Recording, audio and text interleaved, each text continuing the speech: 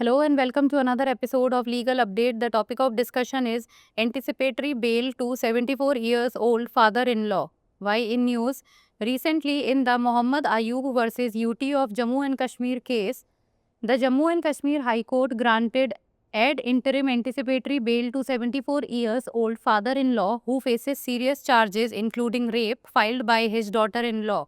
Background of the case: the petitioner sought anticipatory bail and challenged the charge sheet filed against him, which was registered at the police station Naushera. The FIR was lodged by the petitioner's daughter-in-law, accusing him of attempting to outrage her modesty by forcibly touching her. She also alleged that both the petitioner and his wife assaulted her and tore her clothes. A challan was filed against the petitioner under Section 333, 64, 76, 115, Clause 2 and 352 of BNS. The petitioner had previously applied for anticipatory bail before the Principal Sessions Judge Rajouri, while his wife was granted bail. His application was rejected, prompting him to approach the High Court with this petition. Court observation: the bench of Justice Sanjay Dhar granted ad interim anticipatory bail to the petitioner, noting that there was prima facie merit in the petitioner's submissions, which justified the court's indulgence in granting bail. The court issued notice to the respondent and the prosecutrix, giving them 6 weeks to respond.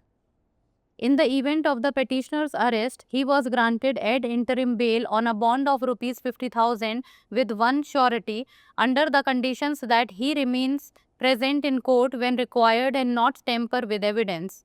Legal provisions involved. Section 62 of BNS deals with the punishment for attempting to commit offences punishable with imprisonment for life or other imprisonment. Section 76 of BNS deals with the assault or use of criminal force to women with intent to disrobe. Section 115 of BNS deals with the voluntary causing hurt. Section 333 of BNS deals with the house trespass after preparation for hurt, assault or wrongful restraint. Section 352 of BNS deals with the intentional insult with intent to provoke breach of peace.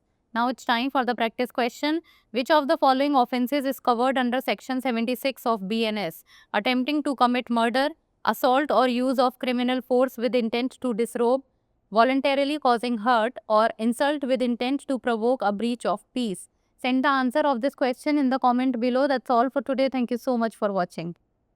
74 वर्षीय ससुर को अग्रिम जमानत, चर्चा में क्यों?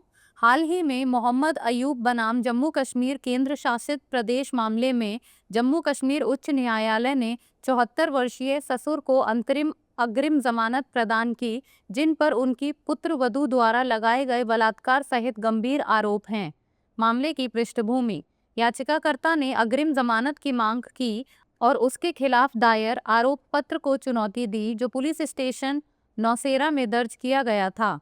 याचिकाकर्ता की पुत्रवधू ने एफआईआर दर्ज कराई थी, जिसमें आरोप लगाया गया था कि याचिकाकर्ता ने उसे जबरन छूकर उसकी गरिमा भंग करने का प्रयास किया। उसने यह भी आरोप लगाया कि याचिकाकर्ता और उसकी पत्नी ने उसके साथ मारपीट की तथा उसके कपड़े फाड़ दिए। याचिकाकर्ता के खिलाफ बीएनएस की धारा 333, 64, 76, 115(2) और 352 के तहत चालान दायर किया गया। याचिकाकर्ता ने पहले भी राजौरी के प्रिंसिपल सेशन जज के समक्ष अग्रिम जमानत के लिए आवेदन किया था। उनकी पत्नी को जमानत मिल गई थी, लेकिन उनका आवेदन खारिज कर दिया गया था, जिसके बाद उन्हें इस याचिका के साथ उच्च न्यायालय का दरवाज़ा खटखटाना पड़ा। न्यायालय की टिप्पणी: न्यायमूर्ति संजय धर की पीठ ने याचिकाकर्ता को अंतरिम अग्रिम जमानत प्रदान करते हुए कहा कि याचिकाकर्ता की दलीलें प्रथम दृष्टया उचित लगती हैं, जो जमानत देने में अदालत के हस्तक्षेप को उचित ठहराती हैं। न्यायालय ने प्रतिवादी और अभियुक्ता को नोटिस जारी कर जवाब देने के लिए 6 सप्ताह का समय दिया। याचिकाकर्ता की गिरफ्तारी की स्थिति में उसे 50,000 रुपये के बॉन्ड पर एक शर्ती के साथ अस्थायी जमानत दी गई, यह शर्त रखते हुए कि वह जब भी अदालत में बुलाए जाएं उपस्थित होंगे और साक्ष्यों से छेड़छाड़ नहीं करेंगे।